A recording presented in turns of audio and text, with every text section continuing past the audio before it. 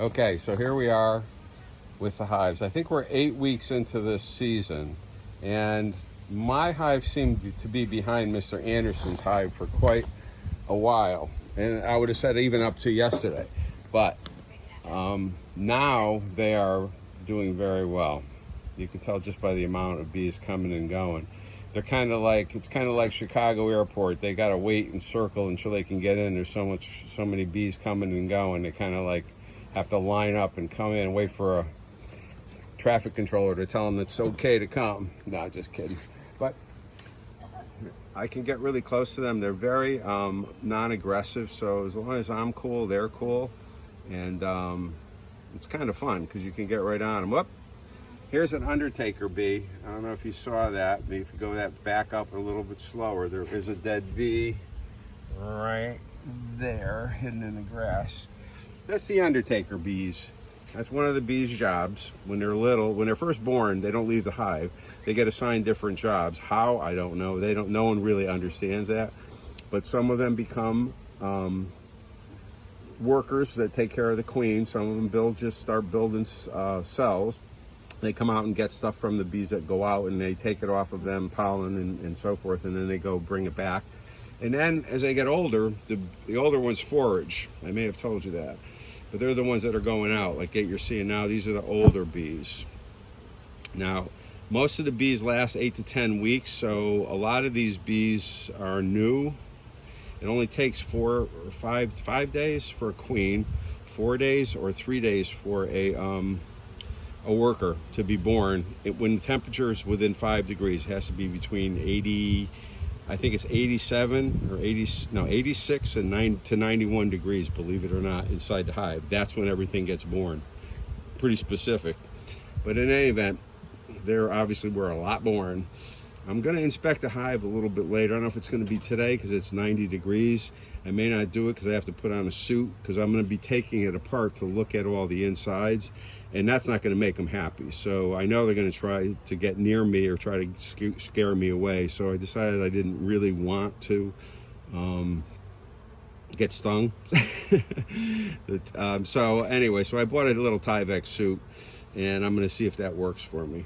Meanwhile, I'll show you one of my spots. You can see where the chair is. I like to sit actually a little bit over to the side more, but this works pretty good. You get a real close-up sense of. You try to stay away from the front of the hive because they have that's the way they come in. So you kind of have them flying all around you and stuff like that. So that's why I do this. But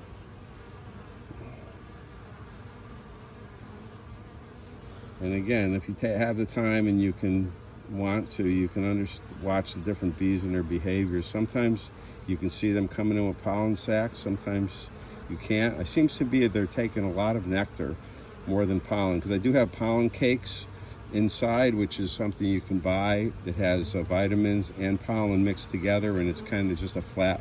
I may have shown you that, but I don't know. But so they can get pollen from right inside the hive, just like they can drink that sugar solution with vitamins in it that's there too.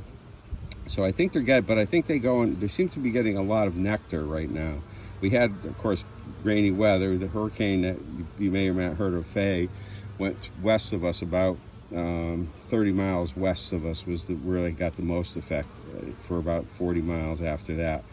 And we didn't really get anything, but we got some rain. So there may not be as much pollen out today, but there's probably plenty of nectar. So it seems to me that as I'm watching these guys come in, you can usually see pollen sacs.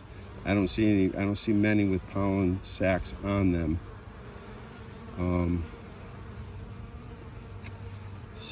But as I said, I'm kind of new to this whole game. But I know when I can see them, and I don't see a lot of pollen. So I hope they're not just going off for a joyride. You know how you like to go off for a ride someday? You guys better be working. I should say these girls should be working, right? Yeah.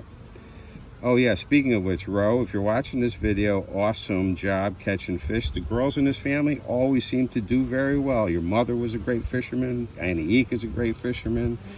So I'm glad to see you're following in that tradition. But boys, don't worry. You get a fly rod in your hands, you'll be in good shape.